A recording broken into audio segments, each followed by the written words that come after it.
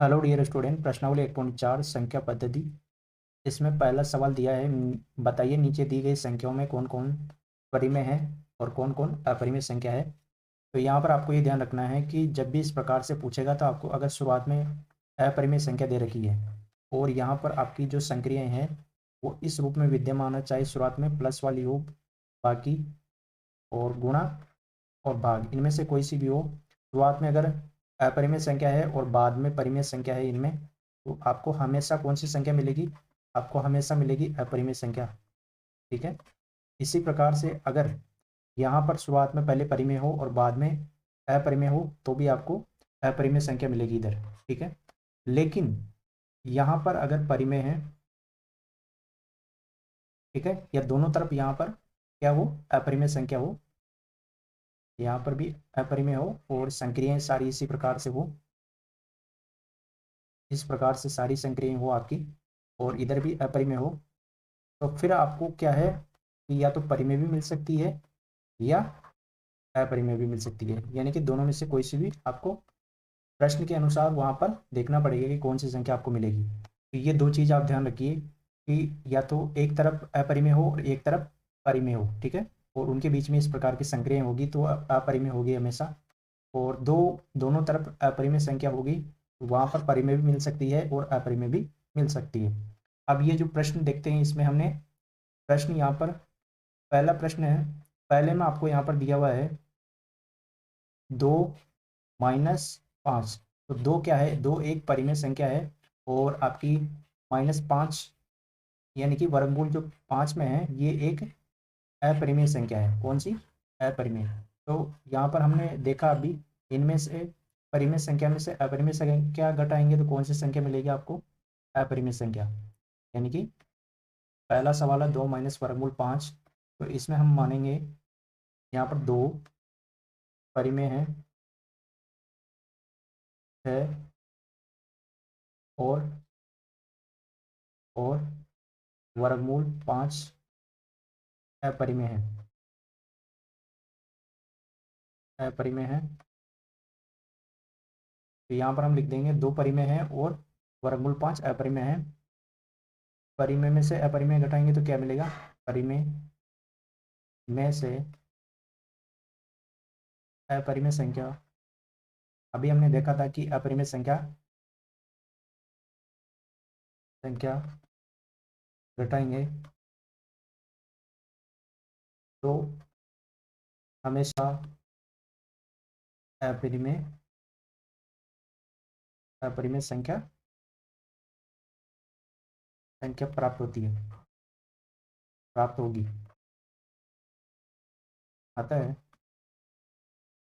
2 - वर्गमूल 5 एक अपरिमेय संख्या है।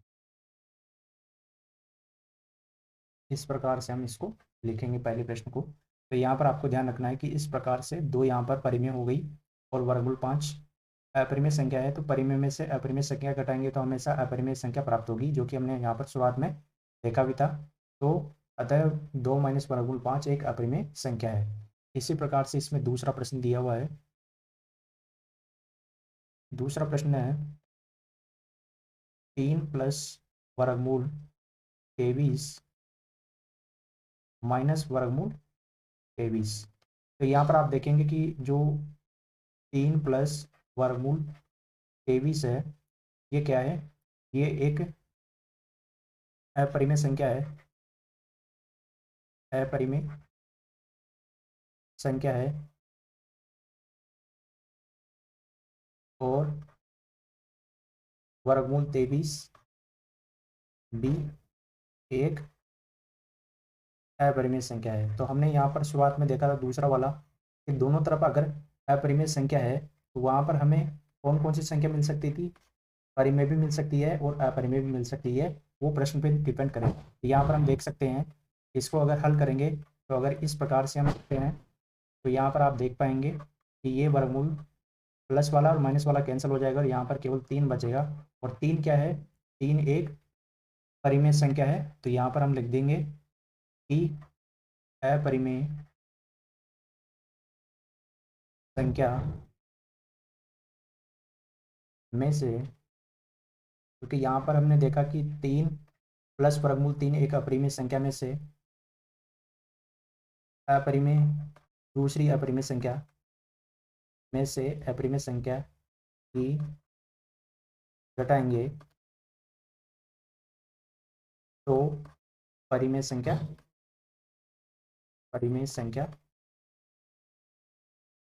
प्राप्त होगी। ठीक है, तो यहाँ पर आपको ध्यान रखना है कि यहाँ पर आपको परिमेय भी मिल सकती है और अपरिमेय भी मिल सकती है, लेकिन हमने यहाँ पर हल किया तो हमें यहाँ पर परिमेय संख्या मिल रही है, तो हम लिख देंगे अतः 3 प्लस वर्गमूल 23 ब्रैकेट माइनस वर्गमूल 23 एक परिमेय संख्या है। हल करने के बाद में हमें यह पता चलता है। ठीक है, तो इस प्रकार से ये आपका दूसरा प्रश्न होगा। इसमें तीसरा आपको दिया हुआ है 2 वर्गमूल 7 बटा 7 वर्गमूल 7। तो यहाँ पर हमें डायरेक्ट काटने के बाद में वर्गमूल 7 को काटने के बाद में सीधा पता चल जा रहा है कि परिमेय संख्या है, लेकिन इसके लिए हम यहाँ पर ये इस प्रकार से लिखेंगे। ठीक है, इस प्रकार से हमें पता चल जाता है डायरेक्ट। यहाँ पर हम वर्गमूल 7 से वर्गमूल 7 को काटेंगे तो 2 बटा 7 आ रहा है, और 2 बटा 7 एक परिमेय संख्या है। लेकिन यहाँ पर हम किस प्रकार से लिखेंगे, यहाँ पर हम लिखेंगे कि 2 वर्गमूल 7 व 7 वर्गमूल 7 दोनों अपरिमेय संख्या है, अपरिमेय संख्या है। और अभी हमने देखा था शुरुआत में ही कि दो अपरिमेय संख्याओं में इस प्रकार से अगर अपरिमेय संख्याएं आपको दी होगी, अपरिमेय संख्या में अपरिमेय संख्या का भाग देंगे हम, तो वहाँ पर आपको कौन सी मिलेगी, परिमेय संख्या। ठीक है, अपरिमेय भी मिल सकती है, वो प्रश्न पर डिपेंड करेगा। ठीक है, तो यहाँ पर अपरिमेय संख्या मिल रही है हमें हल करने के बाद में, तो हम यहाँ पर कर देंगे अतः 2 वर्गमूल 7 बटा 7 वर्गमूल 7 एक परिमेय संख्या है, एक परिमेय संख्या है।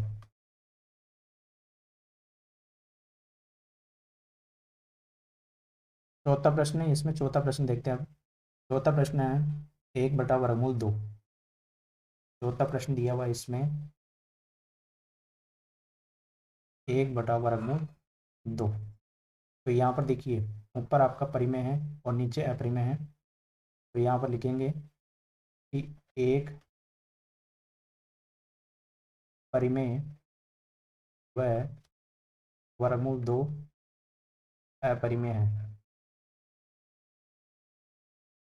अपरिमेय है। अब यहाँ पर हम लिख देंगे कि परिमेय परिमेय में अपरिमेय संख्या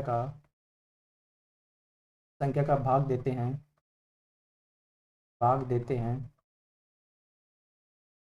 तो हमेशा अपरिमेय संख्या प्राप्त होगी। यानी कि अगर यहाँ पर दोनों में आप देखेंगे, दोनों में से अगर एक जगह भी अपरिमेय है, यानी कि एक जगह होगी तो आपको हमेशा अपरिमेय संख्या मिलेगी। दोनों जगह अपरिमेय होगी तो वहाँ पर आपको परिमेय भी मिल सकती है और अपरिमेय संख्या भी मिल सकती है। तो यहाँ पर हमने देखा कि परिमेय 1 है आपका और अपरिमेय संख्या वर्गमूल 2 है, तो भाग देते हैं तो हमेशा अपरिमेय संख्या मिलेगी। यानी कि जो आपकी 1 बटा वर्गमूल 2 है, ये क्या है, अपरिमेय संख्या है। अतः 1 बटा वर्गमूल 2 एक अपरिमेय संख्या है। तो इस प्रकार से यह प्रश्न भी हो जाएगा। इसमें पांचवा प्रश्न क्या है, इसमें 2 पाई, ये पांचवा प्रश्न है। पांचवा प्रश्न इसमें दिया हुआ है 2 पाई। तो 2 यहाँ पर आप देखेंगे परिमेय है, 2 परिमेय है, वह पाई अपरिमेय है। ठीक है, ये हमने परिभाषा के आधार पर लिखा है कि परिमेय और अपरिमेय संख्याओं की परिभाषा के आधार पर हमें पता है कि 2 परिमेय हैं, वह पाई एक अपरिमेय संख्या है। ठीक है, तो यहाँ पर देखिए 2 एक परिमेय संख्या है, तो परिमेय किससे गुणा हो रहा है, अपरिमेय से। परिमेय को अपरिमेय अपरिमेय से गुणा करने पर हमेशा अपरिमेय संख्या प्राप्त होगी। अपरिमेय संख्या प्राप्त होगी। तो हम यहाँ पर क्या कर देंगे, अतः लास्ट में हमारा आंसर क्या जाएगा, अतः 2 पाई एक अपरिमेय संख्या है। 2 पाई आपकी क्या है, अपरिमेय संख्या है। तो इस प्रकार से पहला प्रश्न हो जाएगा। इसमें अगर आपको कहीं डाउट है तो कमेंट करके पूछ सकते हो आप, ठीक है। इस प्रकार से पहले के सारे प्रश्न हम कर लेंगे हम।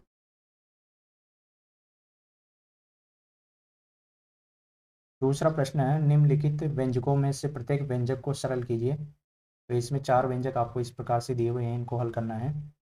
पहला देखते हैं, इसमें 3 प्लस वर्गमूल 3, 2 प्लस वर्गमूल 2।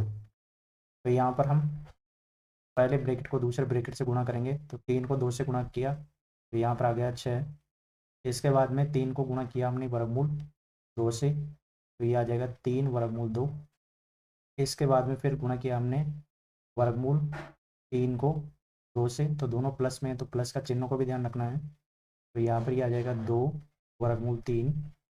इसके बाद में यहाँ पर प्लस वर्गमूल 3 है और प्लस वर्गमूल 2 है, तो इनको इस प्रकार से लिख लेंगे, वर्गमूल 3 इंटू वर्गमूल 2। अब इन्हें थोड़ा सरल करके लिख लेंगे, यहाँ पर 6।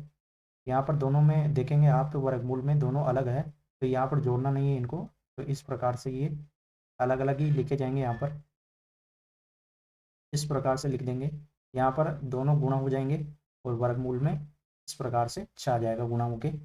तो ये पहले के आंसर क्या हो जाएगा, 6 प्लस 3 वर्गमूल 2 प्लस 2 वर्गमूल 3 प्लस वर्गमूल 6, इस प्रकार से हो जाएगा। दूसरा यहाँ पर दिया हुआ है प्रश्न, 3 प्लस वर्गमूल 3, 3 माइनस वर्गमूल 3, ठीक है। तो यहाँ पर सर्व समीकरण का प्रयोग करेंगे। एक सर्व समीकरण है, सर्व समीकरण ए स्क्वायर माइनस बी स्क्वायर। इस सर्व समीकरण का प्रयोग करेंगे, ये होती है ए प्लस बी, ए माइनस बी। यहाँ पर आप देखेंगे कि ए प्लस बी, ए माइनस बी इस रूप में लिखा हुआ है ये प्रश्न। तो हमें इसकी सहायता से इसका मान निकालना है। तो यहाँ पर हम ये लिख देते हैं, 3 प्लस वर्गमूल 3, 3 माइनस वर्गमूल 3। यहाँ पर ए क्या है, 3 है, तो यहाँ पर ए 3 है तो 3 का स्क्वायर माइनस, ठीक है, बी का स्क्वायर। तो बी है यहाँ पर वर्गमूल 3, तो वर्गमूल 3 का स्क्वायर। यहाँ पर 3 का वर्ग करेंगे तो ये आ जाएगा 9, माइनस वर्गमूल 3 का वर्ग करेंगे तो ये आ जाएगा 3, 9 में से 3 घटाएंगे तो ये आ जाएगा 6। यही आपका आंसर हो जाएगा। इसके बाद में तीसरा प्रश्न देखते हैं। अब तीसरा प्रश्न दिया हुआ है आपको, वर्गमूल 5 प्लस वर्गमूल 2 का होल स्क्वायर, ठीक है। तीसरा प्रश्न है, वर्गमूल 5 प्लस वर्गमूल 2 का होल स्क्वायर। तो यहाँ पर भी आप देखेंगे सर्व समीकरण का प्रयोग करेंगे। सर्व समीकरण, ये सर्व समीकरण है ए प्लस बी का वर्ग, ये होता है ए का वर्ग माइनस, ठीक है, यहाँ पर प्लस है तो प्लस ही आएगा, plus 2ab plus B square, ठीक है। तो ये सर्व समीकरण हो गई। इसका मान हम रखते हैं यहाँ पर, ए यहाँ पर क्या है, यहाँ पर ए है वर्गमूल 5, बी क्या है यहाँ पर वर्गमूल 2 है, तो यहाँ पर इसमें मान रख देंगे। तो ये इसका वैल्यू क्या आती है देखते हैं हम, होल स्क्वायर, इसकी वैल्यू हम ज्ञात करेंगे। तो इसमें रखेंगे ए की जगह वर्गमूल 5, इसका वर्ग प्लस 2 इंटू ए की जगह वर्गमूल 5, बी की जगह वर्गमूल 2 प्लस बी की जगह वर्गमूल 2 का वर्ग, इस प्रकार से करेंगे। तो यहाँ पर आप देखेंगे वर्गमूल 5 है, इस वर्गमूल 5 का वर्ग करेंगे तो कितना आ जाएगा, इसका वर्ग करेंगे तो ये आ जाएगा आपके पास में 5 प्लस यहाँ पर 2, यहाँ पर आपस में गुणा होकर ये आ जाएगा वर्गमूल 10 प्लस यहाँ पर देखिए वर्गमूल 2 है, इसका वर्ग करेंगे तो ये आ जाएगा 2, यहाँ पर 5 और 2 को जोड़ेंगे तो ये हो जाएगा 7 प्लस 2 वर्गमूल 10। इस प्रकार से ये आंसर आ जाएगा।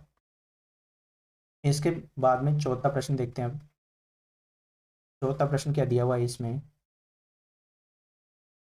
चौथा प्रश्न दिया हुआ है वर्गमूल 5 माइनस वर्गमूल 2 वर्गमूल 5 प्लस वर्गमूल 2। तो ये बिल्कुल दूसरे प्रश्न की तरह ही है, इसको दूसरे प्रश्न के तरीके से आप कर सकते हो।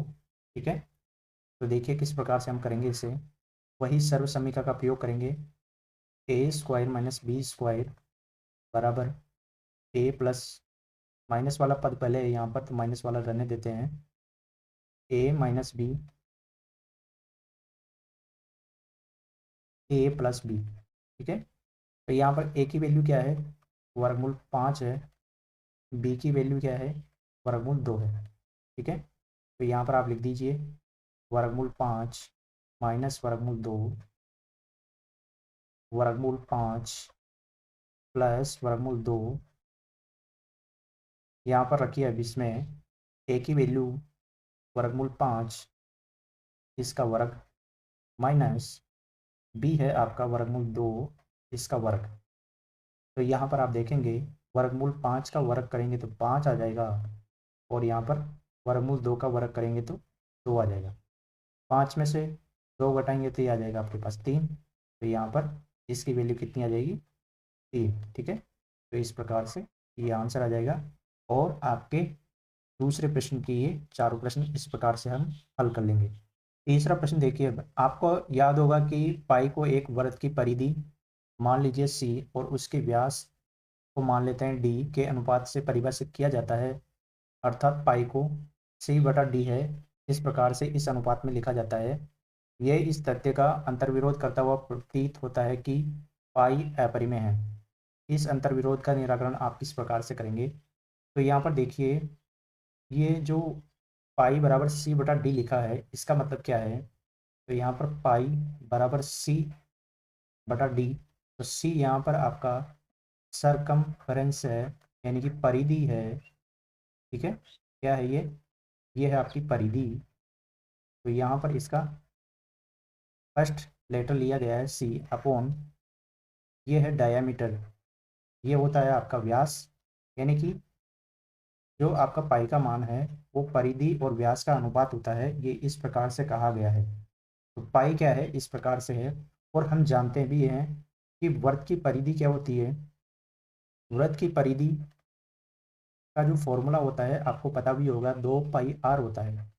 ठीक है, तो यहाँ पर हम जानते हैं कि त्रिज्या व्यास की दुगनी होती है, तो यहाँ पर अगर हम परिधि इस प्रकार से है, तो यहाँ पर हम पाई को पहले लिख लें और 2r को पीछे लिख लें, और हम जानते हैं कि व्यास त्रिज्या का दुगना होता है, यानी कि यहाँ पर r त्रिज्या है तो ये दुगना है, तो यहाँ पर व्यास लिखे हम।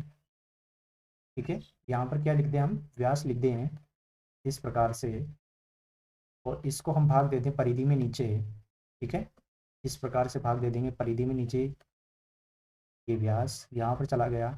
तो इस प्रकार से आप ये देखेंगे, ये इस प्रकार से आपको दिया हुआ है अनुपात। ठीक है, तो अब ये कह रहा है कि अगर ये इस प्रकार से लिखा हुआ है तो आप देखेंगे कि ये P बटा Q के फॉर्म में है, और परिमेय जो P बटा Q के फॉर्म में है अगर पाई की वैल्यू, तो ये P और Q अगर पूर्णांक है तो ये पाई जो है यहाँ पर परिमेय संख्या शो हो रही है एक तरीके से परिमेय संख्या की परिभाषा से, क्योंकि ये C बटा D यानी कि इन दोनों के अनुपात के रूप में, यानी कि P बटा Q के फॉर्म के रूप में यहाँ पर लिखी हुई है। अब P बटा Q के रूप में लिखी हुई है तो ये एक परिमेय संख्या होनी चाहिए, लेकिन यहाँ पर क्या कह रहा है कि यह इस तथ्य का अंतर्विरोध करता हुआ प्रतीत होता है कि पाई एक अपरिमेय है। यहाँ पर तो हमें दिखाई दे रहा है कि ये एक परिमेय संख्या होनी चाहिए, लेकिन ये अंतर्विरोध कैसे आ रहा है इसमें, तो यहाँ पर हम इसमें लिखेंगे कि इसमें कोई अंतर्विरोध नहीं है। क्यों नहीं है? क्योंकि यहाँ पर जब भी हम परिधि और व्यास को मापते हैं किसी भी युक्ति से, तो यहाँ पर उनका एक निकटतम मान प्राप्त होता है। ठीक है ना? निकटतम मान इस प्रकार से प्राप्त होता है कि आपने देखा होगा कि पाई का जो वैल्यू है वो हम कभी कभी 22/7 भी प्रयोग में लेते हैं, तो ये एक निकटतम मान है। ठीक है? पाई की एग्जैक्ट वैल्यू नहीं है ये।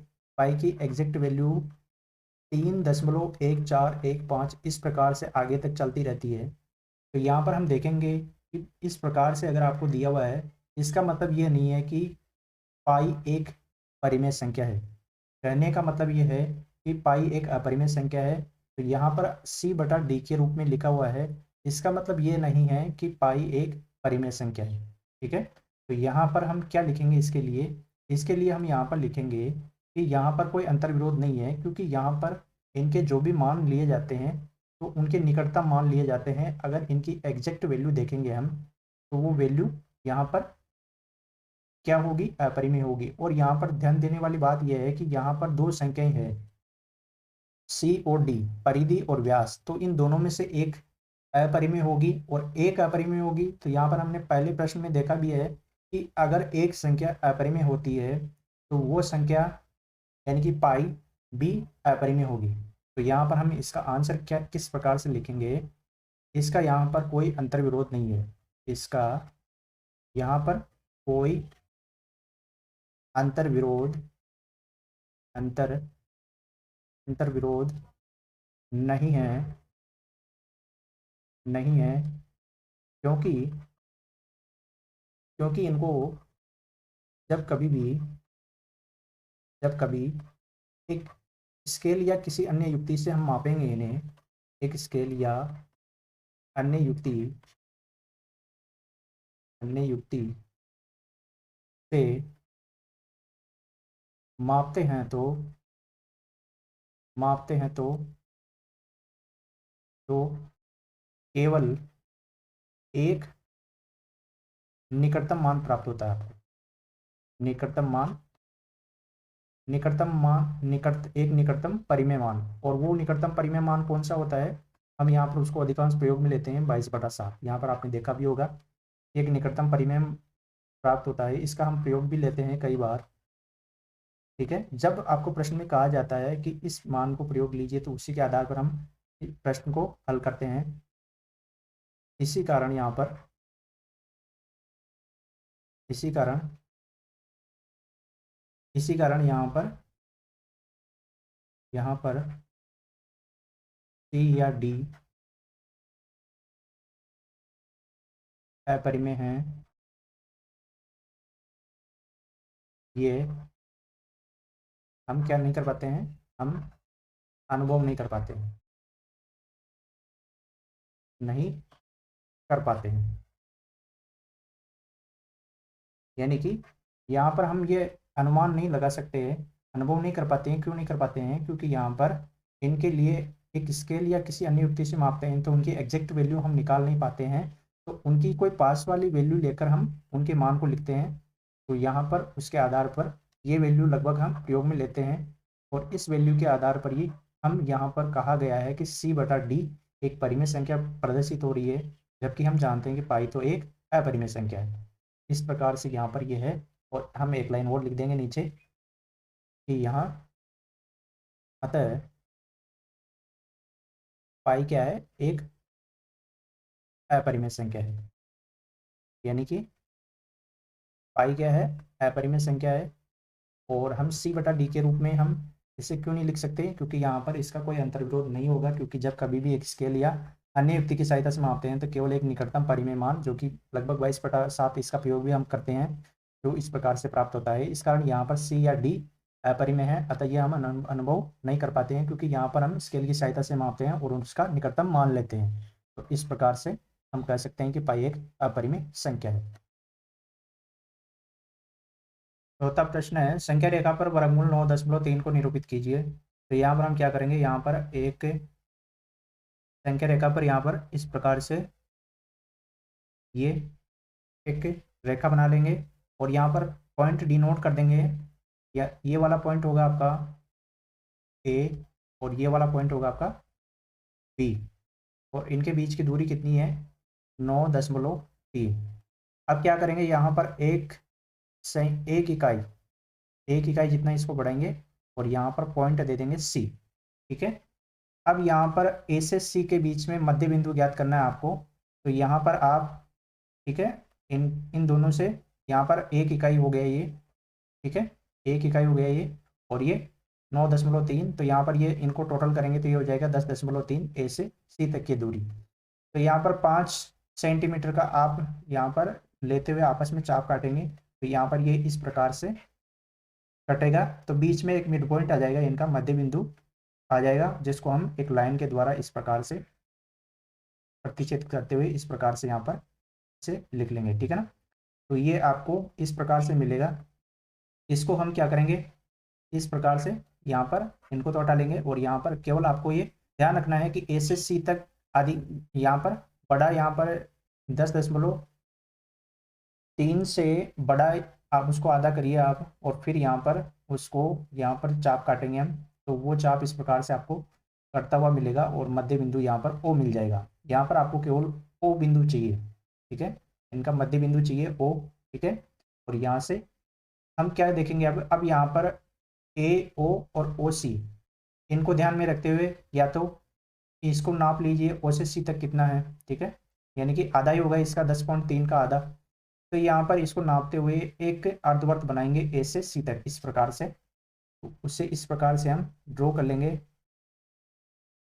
ये अर्धवर्त आपका इस प्रकार से बन जाएगा, जैसे कि, ठीक है, इस प्रकार से आपका अर्धवर्त बन गया है एक। इस प्रकार से हम अर्धवर्त बना लेंगे। अब ये अर्धवर्त बनाने के बाद में क्या करेंगे, यहाँ पर आप देखेंगे कि ओ से सी और ए से ओ ये दूरी बराबर है, क्योंकि ये क्या है, त्रिज्या है। इस अर्धवर्त की क्या हो गई, त्रिज्या हो गई। तो इसकी सहायता से ही हमने ओ सी और ए ओ की सहायता से ये अर्धवर्त बनाया है। अब इसके बाद में क्या करना है आपको, यहाँ पर ए बी के ऊपर यहाँ से या तो चांदे की सहायता से यानी कि डी की सहायता से आप यहाँ पर 90 डिग्री का कोण बना सकते हो। जैसे कि हम यहाँ पर इसको ले लेते हैं, और इसकी सहायता से हम यहाँ पर क्या करेंगे, यहाँ पर हम 90 डिग्री का कोण बनाएंगे इस प्रकार से। ठीक है, यहाँ पर, और इसको यहाँ पर डिनोट कर लेंगे यहाँ पर एक बिंदु, और वहाँ से फिर सीधी रेखा यहाँ पर ड्रॉ कर लेंगे। ठीक है, सीधी रेखा खींच लेंगे एक, जो कि हमें यहाँ पर मिलेगी। ठीक है, कहाँ पर मिलेगी, यहाँ पर। ठीक है, यहाँ पर मिलेगी एक सीधी रेखा आपको, ये 90 डिग्री है। तो यहाँ पर हम इस प्रकार से यहाँ पर चिन्हित कर लेंगे, जिससे कि हमें एक आइडिया हो जाएगा ये यहाँ 90 डिग्री का कोण है आपका। अब यहाँ पर एक लाइन खींच लेंगे हम। ठीक है, जैसे कि यहाँ पर ओ बिंदु था बीच में, तो इसको यहाँ पर ओ बिंदु को डिनोट करते हुए इस लाइन को हम वहाँ पर ले जाएंगे। यहाँ पर ओ बिंदु हो गया आपका, और इसको हम यहाँ से हटाकर कहाँ ले जाएंगे, यहाँ से हटा के इसको इस प्रकार से यहाँ पर इस प्रकार से। अब आप देखेंगे कि ये जो लाइन है, इसके यहाँ पर हम जो ये अर्धवर्त बन रहा है, इस पे यहाँ पर इसे डी नाम दे देंगे। तो ये जो दूरी होगी बी से डी तक, यही आपकी क्या होगी, वर्गमूल 9.3 होगी।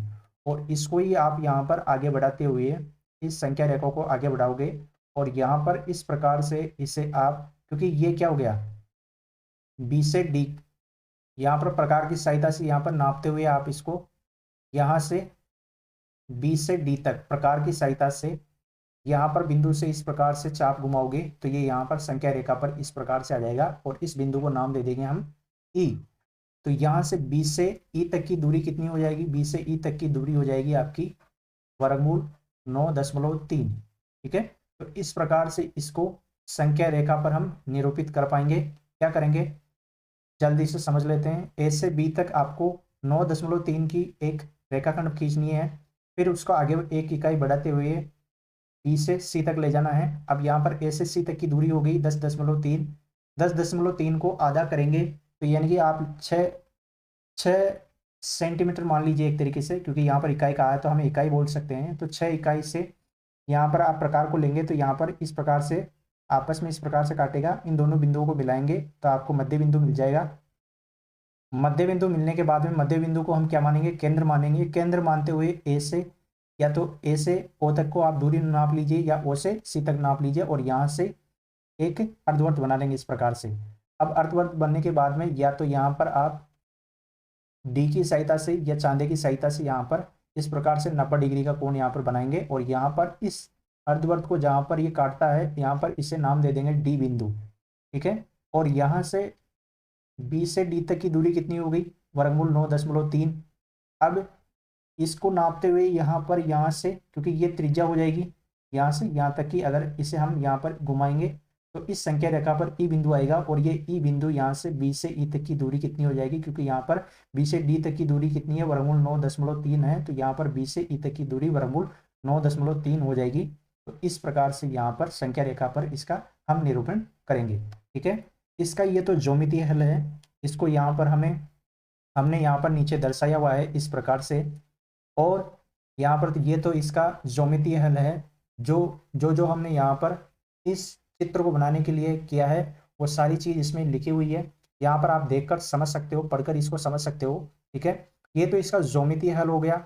इसके बाद में आता है इसका बीजगणितीय हल, यानी कि इसको गणित के रूप में भी किस प्रकार से हम सिद्ध कर सकते हैं, वो गणितीय हल भी यहाँ पर आप ये देख सकते हो कि किस प्रकार से हम यहाँ पर पाइथागोरस प्रमेय की सहायता से यहाँ पर एक त्रिभुज बनाएंगे। कौन सा त्रिभुज, यहाँ पर एक लाइन इस प्रकार से ड्रॉ करेंगे ओ से डी तक, और ये एक त्रिभुज बन जाएगा कौन सा, ओ बी डी। इसमें पाइथागोरस प्रमेय का प्रयोग करेंगे तो आपको इस प्रकार से ये बीजगणितीय हल इस प्रकार से प्राप्त होगा। इसको आप समझ सकते हो पढ़कर, ठीक है। तो इस प्रकार से ये चौथा प्रश्न हल हो जाएगा। पांचवा प्रश्न है, निम्नलिखित के हरों का परिमेयकरण कीजिए। इसमें पहला सवाल दिया हुआ है 1/7, ये दिया हुआ है 1/7। पहला प्रश्न है 1/7, ये आपको दिया हुआ है। तो इसमें हर का परिमेयकरण करना है आपको, हर का परिमेयकरण से। तो यहाँ पर क्या करेंगे, 1/7 जो हर में लिखा हुआ है उसका परिमेयकरण करना है, यानी कि उसको ऊपर वो नीचे गुणा कर देना है इस प्रकार से। यहाँ पर चिन्ह नहीं है, अगर चिन्ह होते तो यहाँ पर हम चिन्हों का परिवर्तन करते हुए यहाँ पर गुणा करते। यहाँ पर 1 को वर्गमूल 7 से गुणा करेंगे, वर्गमूल 7 आ जाएगा। वर्गमूल 7 को वर्गमूल 7 से गुणा करते हैं तो 7 आ जाएगा, ये इसका आंसर हो जाएगा। इसके बाद में दूसरा प्रश्न है इसमें 1/7 माइनस वर्गमूल 6, ये दिया हुआ है। इसमें भी क्या करेंगे, हर का परिमेयकरण करेंगे।